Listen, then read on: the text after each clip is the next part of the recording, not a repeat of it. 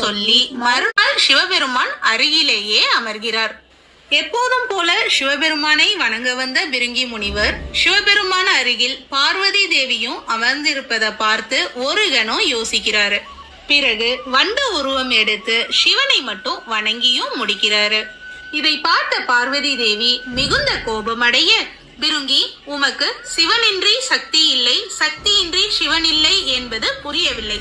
அதை உணர்த்தும் வகையில் நான் எனது அம்சமான சக்தியை உம்மிடமிருந்து எடுத்து விடுகிறேன்னு சொல்லி அவரோட சக்தியை எடுத்துடுறாங்க. உடனே பிருங்கி முனிவர் சக்தியின்றி உடல் மெலிந்து நிற்க கூட முடியாம இருக்கிறாரு. இத பார்த்த சிவபெருமான் பிருங்கி முனிவர் ஊன்றி நடக்க ஒரு தடி கொடுக்கிறார். அந்த தடியை ஊன்றி மீண்டும் சிவபெருமானை மட்டும் வணங்கி அவர் அவரது ஆசிரமமும் போய் சேர்றாரு.